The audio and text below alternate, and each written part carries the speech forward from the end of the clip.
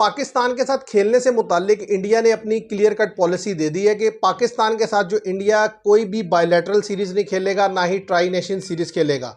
लेकिन जो multinational series होगी जिसमें मुख्तलिफ कंट्रीज़ इन्वॉल्व होती हैं, चाहे वो हो या आईसीसी टूर्नामेंट हो, चैंपियन ट्रॉफी हो, इसमें जो है वो पाकिस्तान के साथ मैच खेलेगा। तो इट मीन्स कि एशिया कप जो आने वाला है उसमें इंडिया पाकिस्तान का मैच होगा और 14 सितंबर को होगा। तो आपको ये बताता चलूँ, ये बड़ा इंपॉर्टेंट मैच इस लिहाज से भी है कि डेफिनेटली ज़ाहिर है कम कम देखने को मिलता है इन दो टीम्स को आपस में खेलते हुए। और साथ ही साथ इस दफ़ा जो दो टीमें आमने सामने हैं इंडिया और पाकिस्तान की, अगर आप उसमें देखें तो जो माजी के जो स्टार्स हैं वो मिसिंग हैं। यानी कि माजी के स्टार से मेरी मुराद ये है कि पाकिस्तान की तरफ से बाबर आजम और मोहम्मद रिजवान टीम का हिस्सा नहीं है, इंडिया की तरफ से विराट कोहली और रोहित शर्मा टीम का हिस्सा नहीं है।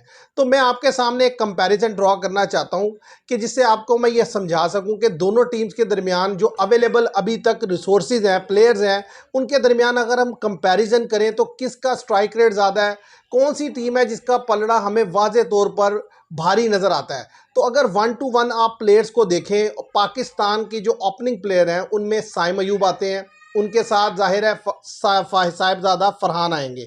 तो इनके मुकाबले में जो इंडिया की तरफ से ओपनिंग स्लॉट पर खेलने के लिए प्लेयर आएंगे वो संजू सैमसन और अभिषेक शर्मा। सबसे पहले मैं आपके सामने रखूंगा अभिषेक शर्मा के स्टैट्स। अभिषेक शर्मा आपको पता है कि बड़े प्रोमिनेंट ओपनर है इंडिया के। 17 मैचेस इन्होंने खेले हैं, 33 की इनकी एवरेज है और 193 का इनका स्ट्राइक रेट है। 200 और 250 इन्होंने बनाई हैं। अब इनके मुकाबले में अगर आप पाकिस्तान के ओपनर देखें तो पाकिस्तान के ज़ाहिर है एक ओपनर साइम अयूब है, दूसरे साहिबजादा फरहान है।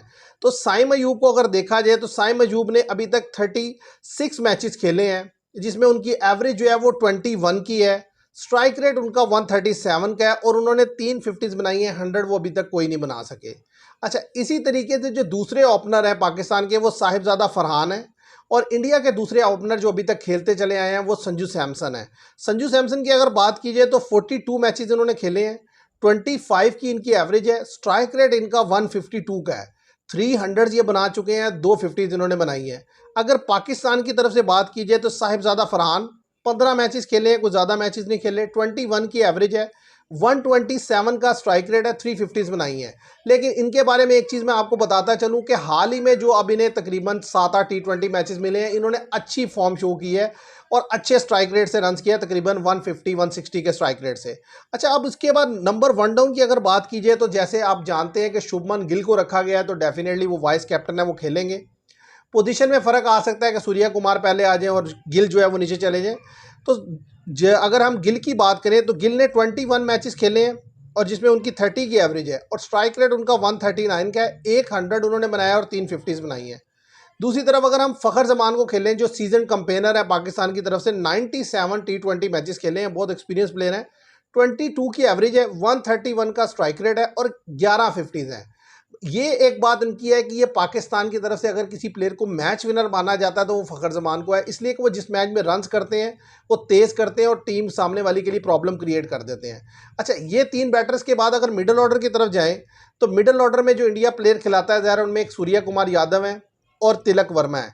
सूर्या कुमार यादव की व्यूवर्स अगर बात की जाए तो उसमें 83 मैचेस उन्होंने खेले हैं, 38.2 की उनकी एवरेज है, स्ट्राइक रेट उनका 167 का है, 400 और 2150 बना चुके हैं। वर्ल्ड में ये टॉप के प्लेयर हैं T20 के। मैं नहीं समझता कि इनसे कोई बेहतर प्लेयर इस टाइम T20 का अवेलेबल है। एक्सीलेंट प्लेयर हैं ये कि इतनी एवरेज भी है और इतनी 100 भी हैं। अच्छा, इनके मुकाबले में अगर देखा जाए तो पाकिस्तान के कप्तान सलमान अली आगा 20 मैचेस खेले हैं, 27 की एवरेज है, 115 का स्ट्राइक रेट है और 350 हैं। सलमान अली आगा मैं समझता हूं अभी तक T20 में अपने पोटेंशियल के अकॉर्डिंग परफॉर्म नहीं कर सके। प्लेयर अच्छे हैं, बॉलिंग भी करते हैं, लेकिन पता नहीं क्यों अपने आप को हर मैच में नीचे करते जा रहे हैं। हालांकि इन्हें ऊपर आना चाहिए और आकर बेहतर खेलने की कोशिश करनी चाहिए। मुझे लगता है कि वक्त के साथ साथ बेहतर होते चले जाएंगे। अब अगर बात की जाए तिलक वर्मा की, तिलक वर्मा 20 मैच खेले हैं अभी तक और 49 की इनकी एवरेज है, 155 का स्ट्राइक रेट है, 200 और 350 है। बहुत ही एक्सीलेंट प्लेयर हैं, लेफ्ट हैंडेड बैट्समैन है, ज़बरदस्त खेलते हैं। अब इनके मुकाबले में अगर पाकिस्तान के जो मिडल ऑर्डर के बैट्समैन हैं, अभी हाल ही में उन्होंने खेलना शुरू किया, कुछ ज़्यादा T20 मैचेस नहीं खेले, हसन नवाज 14 मैचेस खेले इन्होंने, 28 की इनकी एवरेज है। स्ट्राइक रेट ये पाकिस्तान के वाहिद ऐसे प्लेयर हैं जिनका 175 का स्ट्राइक रेट है, 100 और 150 है।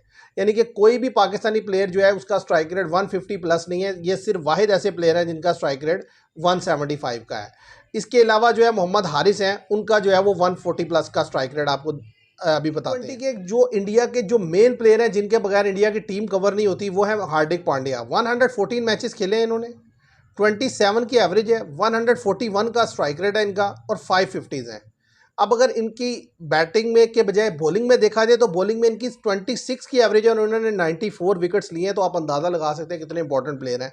पाकिस्तान के पास इनके लेवल का कोई भी ऑलराउंडर नहीं है। जो ऑलराउंडर हम लेके गए हैं वो फ़हीम अशरफ, 57 मैचेस में उनकी जो है वो 13 पॉइंट समथिंग की एवरेज है, 133 का स्ट्राइक रेट है और बॉलिंग में भी कोई खातिर खा उनकी बॉलिंग नहीं है। लेकिन अगर हमने जितने भी स्टैट्स अभी देखे हैं इसमें अगर आप देखें तो वाज़े तौर पे जो इंडियन टॉप ऑर्डर है उन सब लड़कों के जो स्ट्राइक रेट्स हैं वो 140 प्लस के हैं। सबसे कम स्ट्राइक रेट जो है वो शुभमन गिल का है, 139 का। पाकिस्तान की तरफ से अगर बात की जाए तो पाकिस्तान के सिर्फ एक प्लेयर हैं हसन नवाज जिनका स्ट्राइक रेट 175 का है। इसके अलावा मोहम्मद हारिस हैं जिन्होंने 23 मैचेस खेले हैं, 18 की एवरेज है, 144 का इनका स्ट्राइक रेट है, 100 है इनका। लेकिन इसके अलावा पाकिस्तान का कोई प्लेयर ऐसा नहीं है जिसके स्ट्राइक रेट अच्छा हो। लेकिन ये है कि ये जो नई टीम पाकिस्तान ने भेजी है ये लड़के इंटेंट शो करते हैं मैच खेलने के दौरान, उसमें कई सम टाइम बहुत ज़्यादा अग्रेसिव होने की वजह से जल्दी भी आउट हो जाते हैं। लेकिन ये है कि ये खेलते उसको उसी पैटर्न पे है जिस पैटर्न पर इस वक्त क्रिकेट खेली जा रही है। तो मैं ये समझता हूँ कि अगर जो हमने कंपैरिजन ड्रॉ किया अगर इसको देखा जाए तो इसमें कोई शक नहीं कि इंडियन जो टॉप ऑर्डर बल्लेबाज हैं या मिडिल ऑर्डर के हैं और जो जिस तरीके से इंडिया के पास क्या कहते हैं ऑलराउंडर हैं और इवन के बॉलर्स भी अगर देख लिए जाएँ आप, जसप्रीत बुमराह, अर्शदीप सिंह और उनके साथ साथ स्पिनर, तो वो पाकिस्तान के बॉलर्स के मुकाबले में भी कहीं ना कहीं बेहतर भी हैं और ज़्यादा यानी कि कैपेबल हैं विकेट्स निकालने के। तो टीम कंपैरिजन में तो वाज़े तौर पर हमें इंडिया पाकिस्तान से आगे दिखाई देता है। लेकिन मैच में ज़ाहिर है कई फैक्टर्स अपना रोल प्ले कर रहे होते हैं। टॉस भी एक फैक्टर होता है, वेदर कंडीशन एक फैक्टर होता है, प्रेशर हैंडलिंग भी एक सिचुएशन होती है। तो ये सारी चीज़ें मिलकर जो है एक सिचुएशन डेवलप करती हैं और फिर एक रिजल्ट सामने आता है। तो इसलिए देखना है कि पाकिस्तान की ये जो नई टीम है ये किस तरीके से जो है डील करती है इंडिया को, यानी कि इतनी टफ कंडीशन में जहां पर वो फुली कॉन्फिडेंट है। और मैं समझता हूँ दौरे हाजिर में इंडिया से बेहतरीन T20 टीम किसी के पास भी नहीं है। तो देखना ये है कि पाकिस्तान कैसे हैंडल करेगा 14 को। तो मैं उम्मीद करता हूँ कि पाकिस्तान बेहतर खेलता हुआ नजर आएगा। आप अपनी राय दीजिएगा कि आप इस कंपैरिजन के बारे में क्या सोचते हैं और इस मैच के बारे में क्या सोचते हैं। आज के लिए इतना ही, थैंक यू वेरी मच।